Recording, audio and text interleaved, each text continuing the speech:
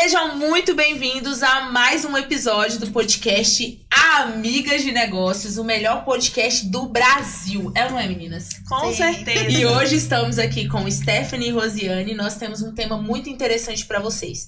Posicionamento. Afinal de contas, nós estamos aí no início do ano ainda, 2025, né? E você já se posicionou? Você já conseguiu colocar aí alguns planos, algumas metas já estão circulando, já estão rodando? Ou você ainda tá patinando ali no começo do seu ano, né? Como que está o seu posicionamento já em 2025? E é sobre isso que nós vamos falar. Só que antes de nós começarmos a falar, eu quero que a Rosiane apresente para vocês os nossos patrocinadores dessa gravação dessa noite e do nosso podcast. Sim, gente, nós temos parceiros incríveis hoje, que é Delícias da Ceci. Gente, ela faz bolos incríveis e trouxe pra gente um hoje de fubá com goiabada. E aí sigam a Cecília, gente, os bolos dela são maravilhosos. Tem bolos fit também, então sigam Delícias da Ceci. E também temos como patrocinadora nos nossos looks incríveis, a The Chip, da querida Lucineide, né, que tá sempre conosco, né, nos nossos eventos, não só no podcast, super parceira, com esses looks incríveis, meu, da Stephanie, e é isso. E é isso. Bom, meninas, e aí, como está sendo o início de 2025 de vocês? Não é nem a Alexa, como é que é o nome daquele negócio do... É a Lu Assistente. O assistente, a Lu Assistente. Tá querendo falar... A Siri, não. A Siri? Tá querendo participar aqui do nosso podcast. Como está sendo o início de 2025 para vocês, meninas? Já tem planos, já tem projetos rodando aí? Como que tá a questão de posicionamento de vocês perante a um novo ano que já iniciou aí, já está caminhando, a gente piscou, já vai ser dezembro. Meu Deus, piscou e já é fevereiro, né? O primeiro mês de janeiro, muita gente falando que tava longo, pra mim não foi. Pra mim foi um mês que passou correndo, porque foi um mês de planejamento. Sempre quando faz uma virada do ano, a gente coloca ali as nossas novas metas e estipula um plano pra que ele aconteça. E meu pai, uma coisa que eu tô falando assim comigo, Stephanie, sem pressão. Vamos fazer nossas metas, ainda é o primeiro mês, janeiro. E pelo incrível que pareça, sem pressão, tá fazendo as coisas acontecerem de forma leve, sabe? Então já tem muito projeto acontecendo, as coisas estão surgindo de uma forma leve, sem pressão mesmo. E em breve teremos muitas novidades, fiquem ligados que muita coisa legal tá acontecendo já. E pra você, Rose? Então, essa questão de metas, de posicionamento, pra mim, eu sempre percebi isso como algo muito idealizado. Eu vou vivendo um dia de cada vez, principalmente essa questão da virada do ano. E quais serão as metas do ano de 2025? Eu acho que é tudo uma continuidade de um processo que já vem de uma forma muito particular, né? Então, eu venho sendo coerente com os meus limites, as minhas potencialidades, mas sempre coerente comigo mesma. Agora a Stephanie falou algo assim. As pessoas falaram que janeiro foi muito longo. A sensação que eu tive é que eu vivi 2025 inteiro em janeiro. Já pode acabar 2025. Meu Deus. Eu tô brincando, gente. Mas realmente, aconteceram muitas coisas, foram muitas mudanças, foi um turbilhão de coisas, né? Foi o mês onde nós tivemos o evento das mulheres, Ser, Fazer e Empreender. E realmente foi um divisor de águas ali, porque tá vindo outros projetos, outras reuniões. Então, essa questão de metas, pra mim, eu tô lendo um livro chamado Um Ano em 12 Semanas. Então, ele ensina você a viver realmente como a Rosiane falou. Viver os processos de cada vez. E não colocar algo idealizado para um ano inteiro. Esse ano eu vou escrever um livro. Oi? Fica muito assim, né? Vago. Tá, você vai escrever um livro. Quais são as etapas disso? E o porquê que então, eu vou escrever e o porquê, né, disso? Então, você tem que ter um porquê dessa meta. Você tem que ter algo mais palpável e precisa ser fracionado em pequenas etapas. Então, para que algo grandioso seja alcançado, você precisa dividi-lo em pequenas etapas e ter prazos para isso. Senão fica algo muito longe, muito distante e não se realiza. Essa é a verdade, né? Agora, eu percebo que tem muita gente que vê como algo pesado colocar... Vamos dizer assim, como que eu posso explicar? 2025 começou. É um novo ano e a pessoa começa a se cobrar muito. Já passou janeiro e eu não fiz nada, e eu não alcancei nada e não sei o quê. Como que vocês veem essa questão? Vocês também têm esse peso de cobrança ou para vocês é algo mais leve, algo mais tranquilo? E o que você pode falar para quem tá nos ouvindo em relação a isso, no questão de posicionamento? Meu posicionamento sobre isso é como eu falei no início, é de forma leve. Eu crio metas alcançáveis e vou indo num processo do diário mesmo, um dia de cada vez. Se hoje eu não implementei nada, entre aspas, tá tudo bem. Foi o melhor que eu podia dar naquele dia. E no outro dia a gente se esforça e restabelece. Até o humor, talvez, que você levanta naquele dia é outro. E você vai, assim, indo de passinho em passinho. Porque se a gente ficar se cobrando demais, você dá um tilt. Sim. Aí que não dá certo mesmo, né? Isso é verdade. Então tem que ser, no meu ponto de vista, pra eu não surtar, vamos um dia de cada vez, num processo leve, porque se ficar pesado também não faz sentido, né? E pra você, Rosiane, essa questão de posicionamento tá linkada, porque assim, ela é psicóloga, né, gente? Aí a gente, né, terapia, autoconhecimento. Já começa 2025, né, gente? Terapia, autoconhecimento, quem sou eu, identidade, por aí vai. Pra você, essa questão de posicionamento, como que é visto essa questão dentro da psicologia, no quesito de identidade mesmo, de quem eu sou, todo esse universo? Sim. Posicionamento já é uma palavra que ela vem com um peso, né? Posição, parece que demanda força, demanda um ajuste de alguma coisa. Mas eu acho que tudo isso, quando a gente coloca essas palavras muito, digamos assim, entre aspas, clichês, autoconhecimento, posicionamento, essência. Tá, mas pra você, como que você vai absorver isso? Você, o que você absorve isso como forma de se posicionar? Seria, talvez, iniciando um processo de psicoterapia? Se posicionar, talvez seja, às vezes, dar um passo atrás. Então, vai de cada um entender o que seria se posicionar. Não idealizar também, porque a gente tende a idealizar muito esses termos. Idealizar o autoconhecimento, idealizar o posicionamento. Mas traz para a sua vida, para o seu subjetivo, para o seu particular. Porque talvez o posicionamento para um é estabelecer metas, para o outro é dar um passo para trás, né?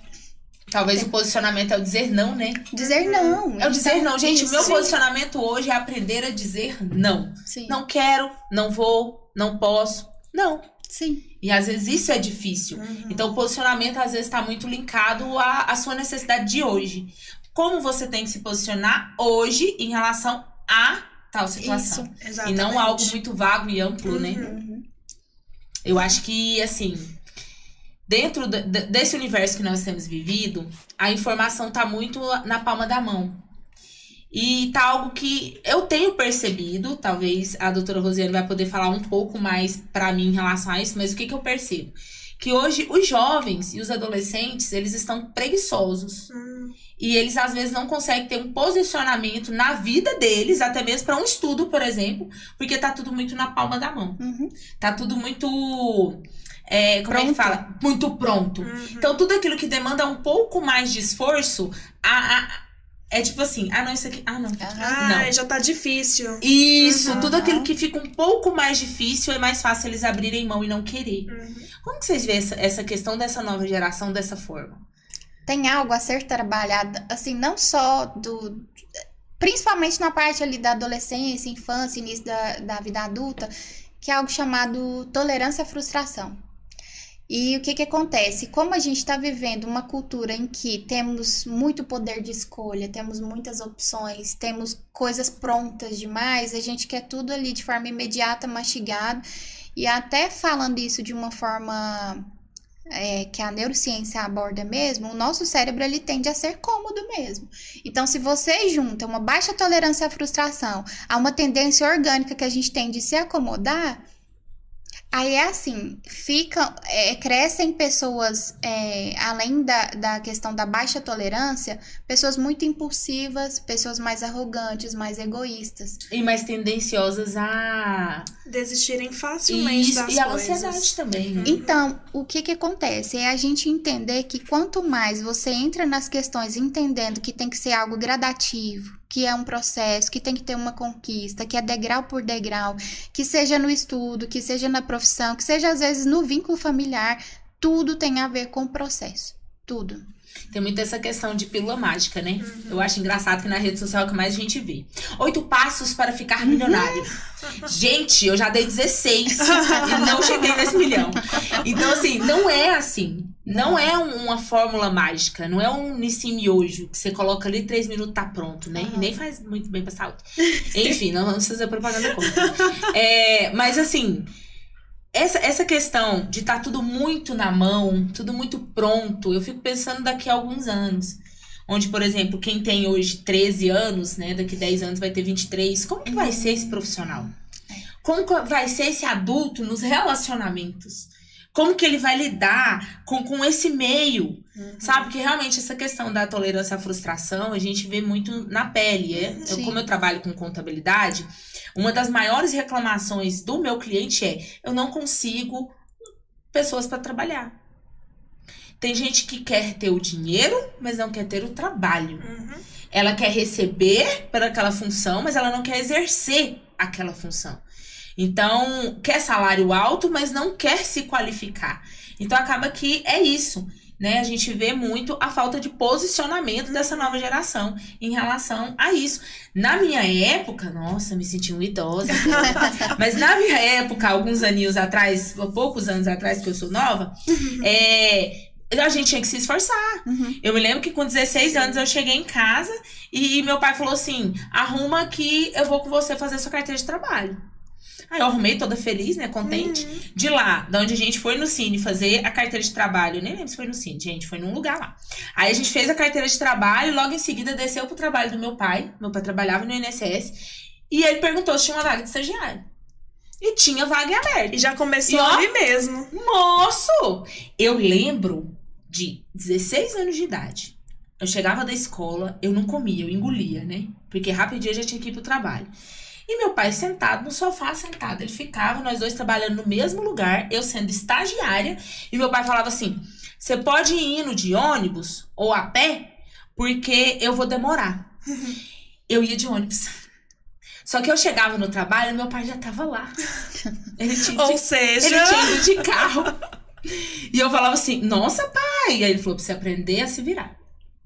E foi assim que eu aprendi a me virar. E hoje você agradece. E hoje eu agradeço muito, sabe? Eu agradeço muito, porque ele me empurrou pra crescer. Ele me empurrou pra me virar mesmo. E hoje a gente não vê essa geração tendo esse esforço, esse posicionamento. A gente vê pessoas mais velhas também se acomodando, não querendo também dar esse posicionamento no sentido de eu preciso ter um esforço, ou eu preciso tomar uma atitude, ou eu preciso decidir algo, eu preciso dizer não, sabe? Justamente querendo tudo pronto na mão, né? E eu acho que isso é uma das piores, eu não sei nem explicar a sensação que eu tenho em relação a isso. Dentro de consultório, Rosiane, se vê muito esse tipo de atitude, e isso leva a alguns transtornos ou... Leva. E até quando a gente fala dessa baixa tolerância à frustração, do não posicionamento, da dificuldade da pessoa em entender que tem limite, que ela tá num mundo inserido com o outro, principalmente nessa faixa etária que você citou da adolescência, início da juventude, tem uma parte do nosso cérebro que chama córtex pré-frontal. Gente, córtex pré-frontal. E aí, essa parte do nosso cérebro, ela termina de se formar por volta dos 25 anos. E olha que sério isso. E é essa parte que ela é responsável por controlar impulsos, controlar comportamento, trabalhar organização e planejamento. Quando a gente tem essa geração que não está sendo trabalhada essa parte da tolerância à frustração, que é esse controle de impulsos, da pessoa entender que ela tem que ter planejamento, organização, você tá criando na pessoa uma disfunção executiva, que a gente chama na neuropsicologia. Isso é muito sério, a gente tá falando de algo orgânico mesmo, né? Então, hoje em dia, o falso positivo para TDAH tem muito a ver com isso também, porque as crianças, os adolescentes estão ficando muito impulsivos, com baixa tolerância à frustração. Gente, hoje eu tô em frustração. E às vezes aí a escola reclama, os pais reclamam, né? Aí vai para o primeiro emprego, tem dificuldade de cumprir uma carga horária, enfim, dificuldade com a responsabilidade. Mas por quê? Não foi trabalhada essa parte do limite, da tolerância à frustração, dela se posicionar. Então é algo assim, é em cadeia, uma reação em cadeia. Isso pode ser drástico mesmo. E a gente vê até mesmo em criação dos filhos, né? Às vezes uma criação mais permissiva, uma criação mais, o menino tá chorando, toma o celular, vai! Porque não quer lidar com aquela birra daquela criança, por exemplo, né? Assim. E isso é muito sério. Dentro do meio da arquitetura, existe alguma forma de ajudar nesse sentido, ambientação, que gere mais um desejo de ativação do que de passividade? Com certeza. Dentro dos projetos, a gente faz, nesses casos, né, de clientes que têm essa necessidade, um projeto que vai deixar a pessoa mais ativa em locais de trabalho, processos corporativos. A gente deixa essas técnicas mais evidentes para que elas fiquem mais ativas, mais com intenções, até mesmo com a atenção mais voltada, para que consiga manter um foco ali estabelecido para concluir, né, aquele trabalho que ela está oferecendo.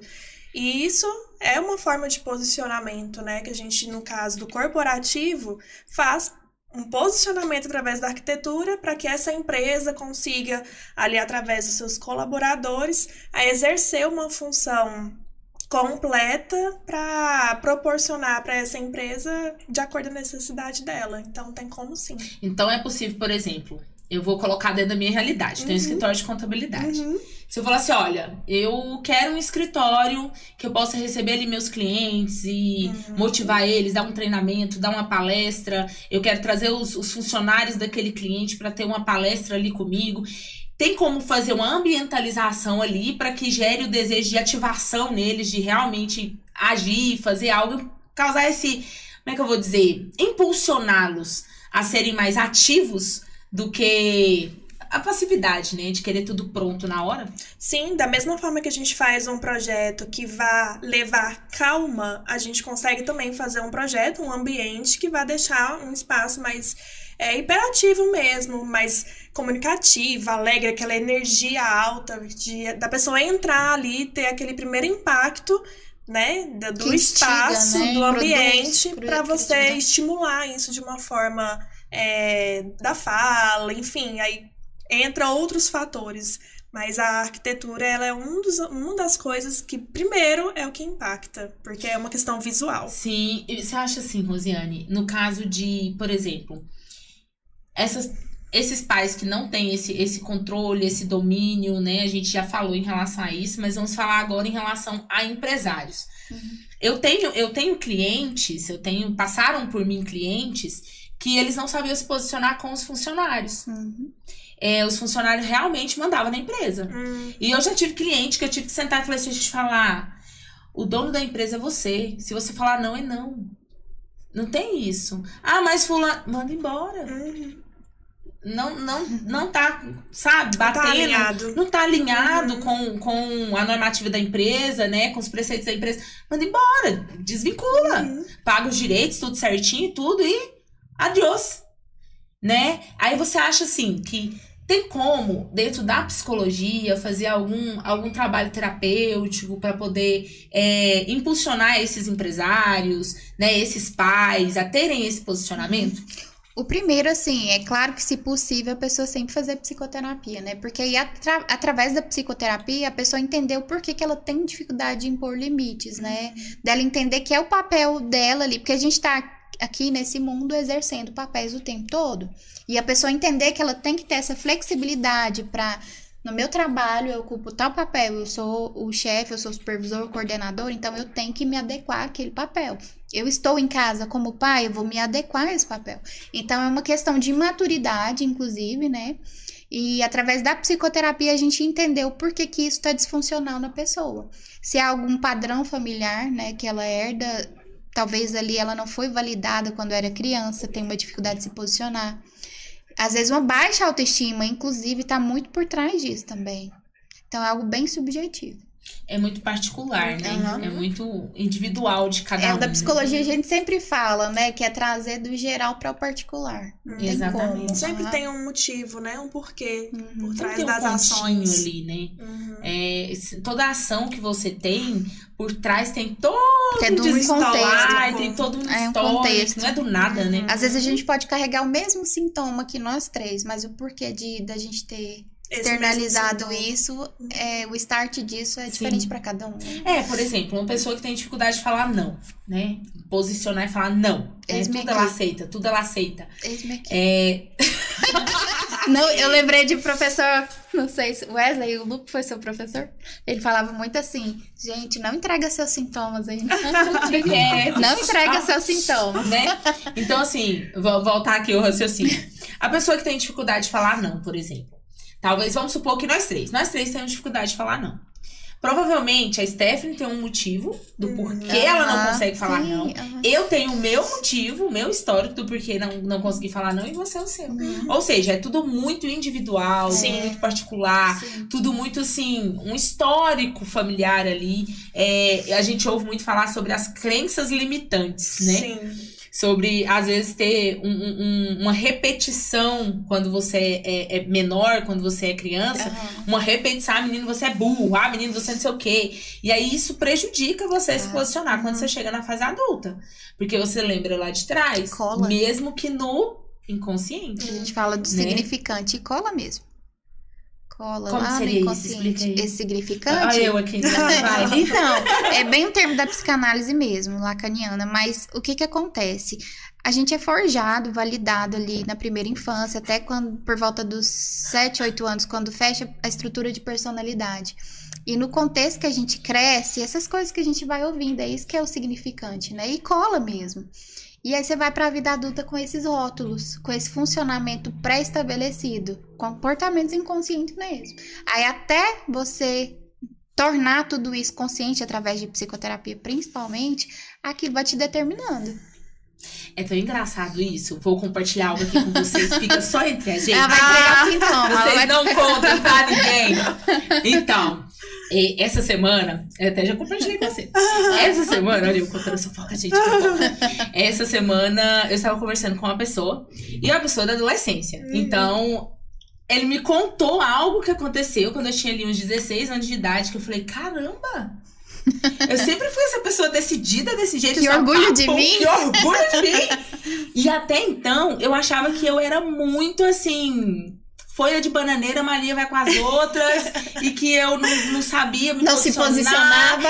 E aí, quando ele me contou o fato específico, que não vem ao caso, eu não vou contar. Que não vem ao caso. Gente, eu fiquei tão... Não foi, amiga? Eu mandei mensagem pra vocês. Rose, estou muito orgulhosa de mim. Desde os meus 16 anos, eu sou extremamente posicionada. Quando eu não quero, eu não quero. Quando eu quero, eu quero. Quando eu cansei, cansei. Quando, tchau, é tchau. Gente, realmente. E assim... A imagem que eu tinha de mim não era essa. Eu não tinha a imagem que eu era tão posicionada assim. E aí, o porquê que você não tinha essa imagem? Qual foi o contexto que você estava inserida? O que você foi ouvindo pra você desconstruir isso? Gente, eu ouvia muito. Você é muito Maria, vai com as outras. Ticiane, você parece folha de bananeira. Vai vendo pra cá, vai pra lá, você vai pra onde o vento vai. Sério. Eu ouvia muito isso, principalmente na minha adolescência. Muito. Porque falavam assim, inclusive. Se o pessoal começar a falar muito velho, você fala também. Se o pessoal tiver uma gíria, você pega também. E realmente, eu sou assim, gente. Eu sou assim. Se eu andar com vocês e vocês começarem a falar mano, eu começo a falar mano. Mas eu tenho realmente esse lado bem posicionado meu, decidida em alguns quesitos da minha vida. E eu não sabia.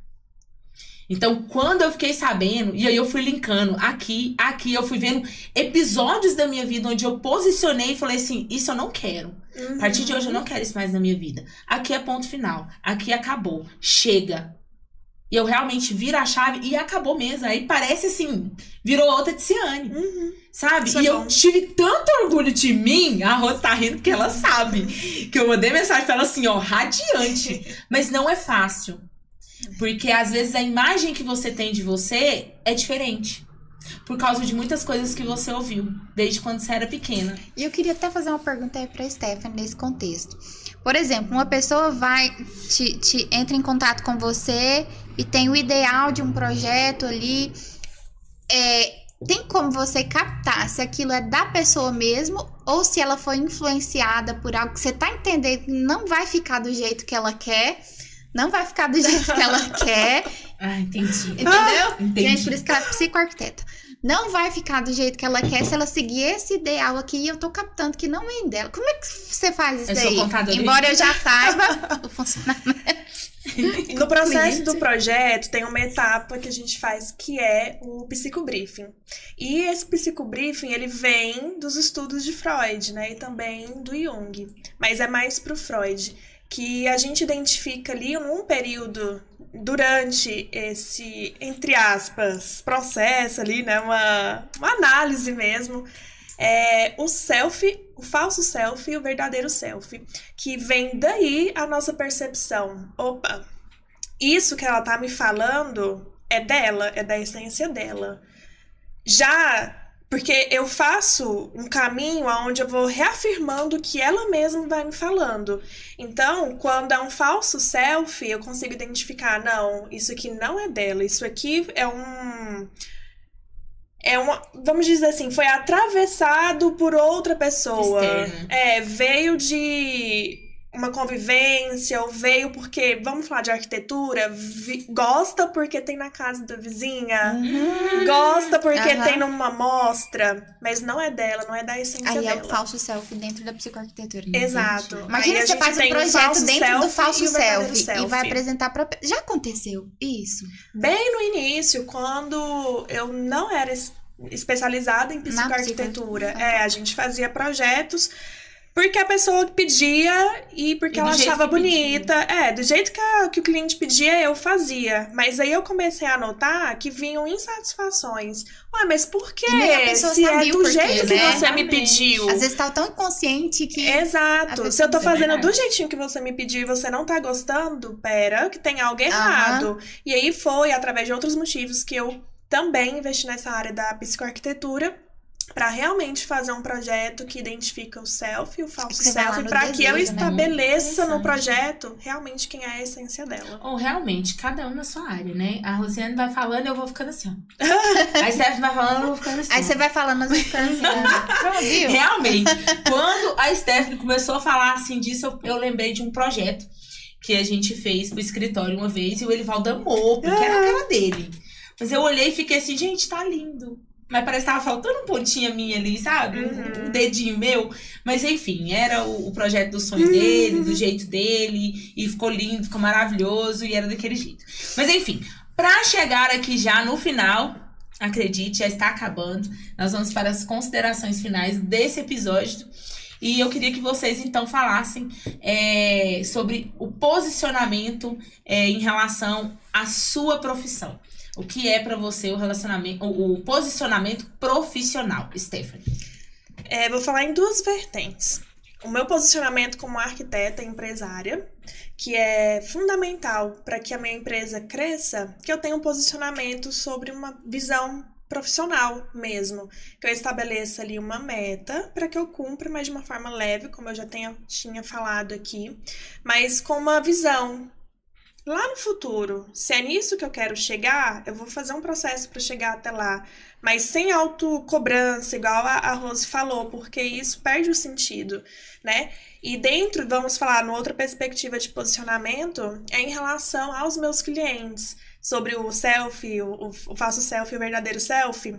Esse é um dos meus posicionamentos, onde eu faço uma arquitetura com significados. Lá no início eu fazia uma arquitetura por fazer. Uma arquitetura sem sentido. Hoje eu tenho um posicionamento onde eu me coloco realmente como uma arquiteta que vê a alma, que vê a essência da pessoa. Porque aí sim, pra mim, a arquitetura ela passa a ter significados e verdadeiros significados. Faz sentido. E pra você, Zé? Então, gente, assim, dentro da psicologia, acho que dentro de cada profissão, nós temos os nossos conselhos regentes aí de cada profissão. Mas o primeiro ponto é você sempre se posicionar dentro daquilo que você é. E tentar ao máximo ser autêntica, sempre entregando a sua personalidade, o seu melhor dentro da sua profissão, mas com tudo que você é, com tudo que você tem, sendo sempre autêntico. A gente fala muito em psicologia de ser autêntico mesmo, porque isso dá até saúde emocional, saúde psicológica. Então, autenticidade. Hoje a gente tem a internet que tá com tudo pré-pronto, pré-determinado para toda a área, né? Dentro da contabilidade, arquitetura, psicologia, tá ali as demandas. Você tem que seguir tal Reels que tá bombando, você tem que fazer tal padronagem, não sei o quê. Tá, parar e entender por quê. Tem a ver com o meu desejo, com quem eu sou. A gente falou muito disso no evento, né? Sim.